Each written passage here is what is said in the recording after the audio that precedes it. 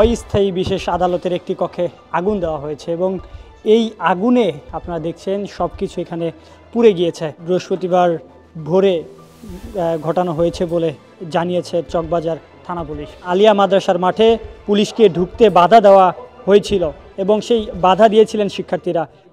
BDR বিদ্রোহের বিচারের জন্য ঢাকার বকশীবাজারে আলিয়া মাদ্রাসা মাঠে স্থাপিত অস্থায়ী বিশেষ আদালতের একটি কক্ষে আগুন দেওয়া হয়েছে এবং এই আগুনে আপনারা দেখছেন সব কিছু এখানে পুড়ে গিয়েছে। আমার আছে টরেভিনো, আপনার আছে তো?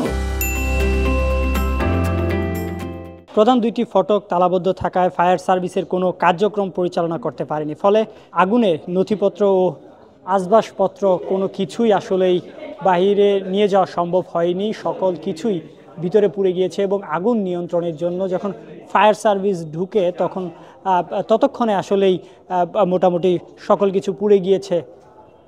এই অগ্নিকাণ্ডের ঘটনা বৃহস্পতিবার ভোরে ঘটানো হয়েছে বলে জানিয়েছে চকবাজার থানা পুলিশ এবং সেই আগুনের ফলেই মূলত এখানে যে অস্থায়ী আদালত ছিল সেই অস্থায়ী আদালতের কক্ষটি নয়, শুধু এখানে যত নথিপত্র রয়েছিল সব কিছু পুড়ে গিয়েছে।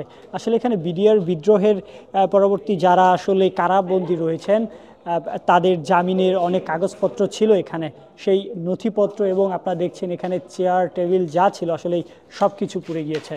বিডিআর বিদ্রোহের জন্য আলিয়া মাদ্রাসা মাঠে আদালত বসানোর প্রতিবাদে শিক্ষার্থীরা বুধবার রাত থেকে সড়ক অবরোধ করেছে। সড়কে টায়ার জ্বালিয়ে অবস্থান নিয়ে বিক্ষোভ শুরু করেন তারা। দাবি আদায় না হওয়া পর্যন্ত তারা সড়ক ছাড়বে না এমনটি হুঁশিয়ারি দিয়েছিলেন। এতে আদালতের সামনের রাস্তা যান চলাচল বন্ধ হয়ে গিয়েছিল, আশেপাশে তীব্র যানজট সৃষ্টি হয়েছিল। চকবাজার থানার ভারপ্রাপ্ত ওসি মোহাম্মদ রেজাউল হোসেন জানান, আলিয়া মাদ্রাসার মাঠে পুলিশকে ঢুকতে বাধা দেওয়া হয়েছিল এবং সেই বাধা দিয়েছিলেন শিক্ষার্থীরা। পুলিশ এখানে অবস্থান করছে। পিলখানা হত্যাকাণ্ডে হওয়া মামলার দণ্ডিত বিডিআর সদস্যের কারামুক্তি, মামলা পুনরুদ্ধার ও ন্যায় বিচার নিশ্চিত এবং চাকরিচ্যুতদের পুনর্বহাল এবং পুনর্বাসনের দাবিতে বুধবার সকাল থেকেই অবস্থান কর্মসূচি পালিত হচ্ছিল। পিলখানা হত্যাকাণ্ডে মামলা হওয়া দণ্ডিত বিডিআর সদস্যদের কারামুক্তি, মামলার পূর্ণ তদন্ত, ন্যায় বিচার নিশ্চিত এবং চাকরিচ্যুতদের পুনর্বহাল ও পুনর্বাসনের দাবিতে বুধবার সকাল থেকে অবস্থান কর্মসূচি পালন করছেন চাকরিচ্যুত বিডিআর সদস্যের ভুক্তভোগী এবং স্বজনরা।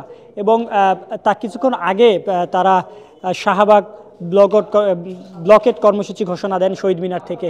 এই অস্থায়ী আদালতে বিচার কার্য পরিচালনা হওয়ার মতো পরিবেশ নেই, যার কারণে ইতিমধ্যে এই অস্থায়ী আদালত ইতিমধ্যে স্থগিত করা হয়েছে।